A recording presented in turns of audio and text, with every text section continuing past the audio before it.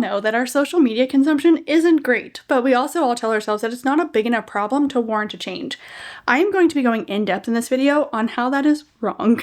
I stopped consuming social media for about 6 months now, and I'm going to tell you how I did it and the results from a content creator. Really quickly, let's go through some pros and cons because not everything from social media is bad. So some of the good things that come from it is some people get community, which is beautiful. A lot of us feel a sense of connection to other people, other cultures, all of these different things. There's so much more news and awareness, which is great for the people around the world that are able to use these platforms to share their voices and let the world know what's happening. Education is another big one that I love these apps for. I've learned so much random things about sewing and cooking and recipe ideas and mental health things. Like, I wouldn't have known that on my own. And of course, there's a lot of inspiration to be had from these, like places to travel to or wellness habits or how to decorate your home. I've been super inspired recently to start sewing because I've seen so many creators making really cute things through Instagram. Lots of people make their livelihoods on here now, which is really cool for people to be able to leave dead-end jobs that are making them miserable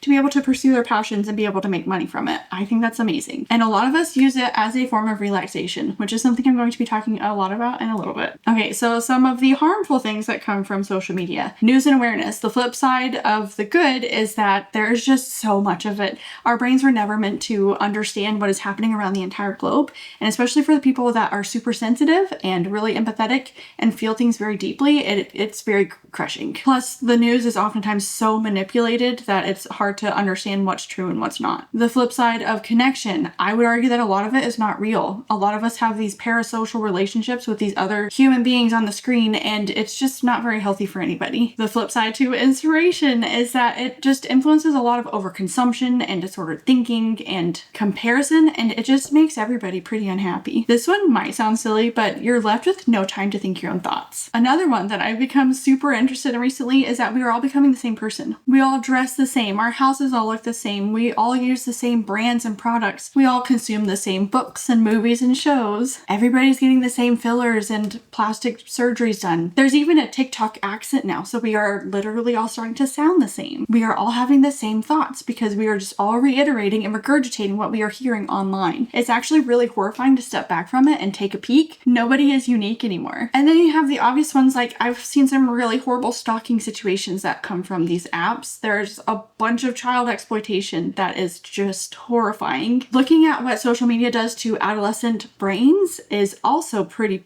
bad. I don't think it's been studied enough, and There's also a lot of scamming and manipulation, especially amongst the older generation that wasn't raised with this sort of technology, and they just don't know how to see through some really obvious scams, and it's really sad. And not just the older generation, it's the really young generation too that is so easily manipulated because they should not have access to people telling them how to live their lives. There are some really scary echo chambers that have a lot of people convinced in some very bizarre things. There's a lot of bullying and harassment that comes from these apps, and there's also a huge mental health decline. I'm not trying to say that all depression and anxiety comes from social media, but I don't think social media is helping. And last, it is a huge waste of time, which is a lot more critical than it sounds, and it's something that I'm going to be talking a lot about later in the video. Every single notification, every like, every share, every comment is supposed to give you a release of dopamine. So the combination of the fact that our phones are constantly with us catches us in a cycle that we find it very hard to break. We subconsciously seek that little hit of dopamine throughout our entire day and in every single spare second and in every uncomfortable feeling, which unfortunately boredom is one of them. Okay, so what happens when you get rid of social media? You become the most authentic version of yourself. When your brain isn't overflowing with all of this input and all of these different directions to go, all of the noise and fluff just suddenly go away, and you are just left with the core you. You're not just consuming. You're actually left with the space to be able to simply exist and to start creating. Another one is that you just have so much more time. You are left with so much more space to be able to think your own original thoughts and dive into new hobbies and passions. You have more time to build better connections with the people around you. You actually find that moving your body brings you joy. All of this together makes you a better person and much happier. And because of all this, you become more interesting and you start building an actual life instead of just watching one go by. You stop comparing yourself to everybody else's highlight reels. Most everybody on here is just putting their best stuff forward, and this is what you are consuming and comparing your own life to. Your body, your hair, your teeth, your nose, your job, your car, your achievements, everything you are comparing to a fake person online. It is human nature to compare yourself to other people. It is unnatural to be able to look into so many people's lives through the window of social media. That is a recipe for breaking brains. You become emotionally more mature. You have to actually sit with your feelings and learn how to digest uncomfortable things in real time. You can't distract your way out of all of the problems that you have in your life. And last, your relationships improve. Relationships are mostly time and connection. And when everybody is sucked into their phones, those are the two biggest things that are missing. This goes for all kinds of relationships with your kids, with your parents, with your grandparents, with your aunties. I'm going to specifically be talking about a spouse because this is the one that I notice the most in my life. But how horrible is it that both you and your loved one can be sitting in the same room for 2 hours and the only thing you have to say to each other is the funny TikToks that you've been watching? Or how pillow talk and those quiet moments before going to bed when it should be full of you expressing your inner thoughts and reviewing the things that you've done in your day have just been replaced with scrolling. Or how your loved one can be speaking to you, but you can't even hear them because you are so busy watching a video of a girl doing a dance in Denmark, and that is more important to you in that moment. Also, please note the amount of ADHD scene changes I have in here to try to keep people's attention because this is the internet nowadays and what it has done to our brains. We don't have attention spans anymore. Now I'm going to be talking about my personal experience.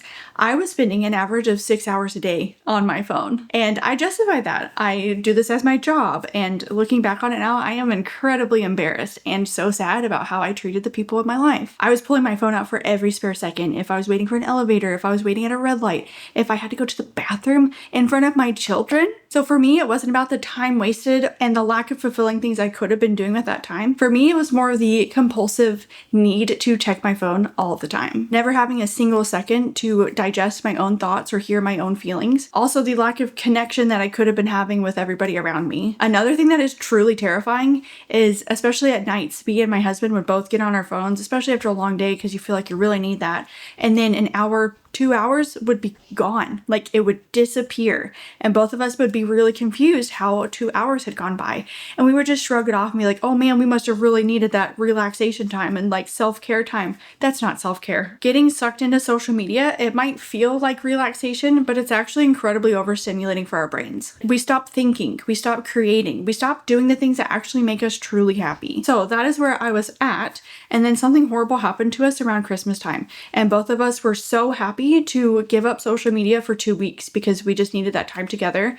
And we also just didn't like where our lives were headed. And so we completely cut off all media for 2 weeks. And I am not even lying a little bit when I say that we were walking around saying stuff like, wow, I have so much time and I don't know what to do with it. Or we would compulsively keep going to check our phones and then be like, oh no, this is actually just a worthless brick and it doesn't do anything if we don't have social media on it. It is 6 months later and I still adamantly say it is one of the best decisions I've ever made in my life. It is the most life-changing thing that I've ever done. And you might be asking, well, how are you a content creator and you're posting content if you're not on social media? To that, I will say creating content and consuming it are two very different things. I can create on my laptop, and to me, it's a creative outlet. I love video editing. I love filming. I love coming up with all of these ideas. So they are two very different things to me. I no longer consume. I still do not know where I lie on the moral implications of posting to feed the beast of people consuming more social media. But in my mind, I'm posting a lot of videos on how to have a healthier balance with it and just to have a happier life in general. And I'm not out there trying to manipulate and convince a bunch of people to buy a bunch of junk. I don't know. I really just do not know. I go back and forth on this topic every single day of my life. I'm sliding you over here to try to keep you visually interested. So the last section is how to get off of it or to keep it in a good balance. First step is realizing it's a problem. A way to shock yourself is to go and look at your time spent on your phone. And a lot of people will say, well, oh, my phone is open because I'm listening to my audiobook, or my maps are open, or all these different things. No, you can go and look at the individual time slots spent on each and everything. So if you just want to look at your social media, you can add that together, multiply it by the days of the year, and then see how much of your life you're wasting. It's not a pretty number. Next is to know your reasons why. And this can be so many different reasons, but it could be that you want more peace, you want more time back in your life, you want to stop impulse shopping. Whatever it is, just have it in the forefront of your mind. And another huge tip is to try to convince the people in your life around you to also do the same thing, because it's really really, really hard to try to not be on social media when your loved one is sucked into the algorithm right in front of you. And then there's the kind of more physical things that you can do, such as like turning off notifications or locking certain apps, setting time limits, or even just like moving the icon from your homepage to like a folder on the third page on your phone or something. Please try a digital detox. At least for 1 week, ideally for 2 weeks or more. You will be okay if you don't check everybody's stories on Instagram every day. I know it's scary, but just be alone with your own thoughts. Sit with any uncomfortable feelings you might have.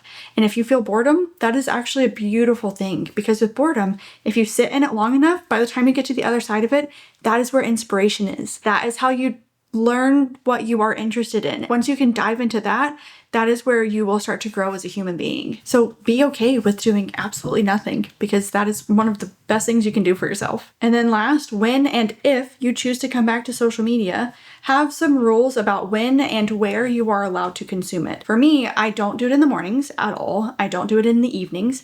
I do not do it in my bed at any given point.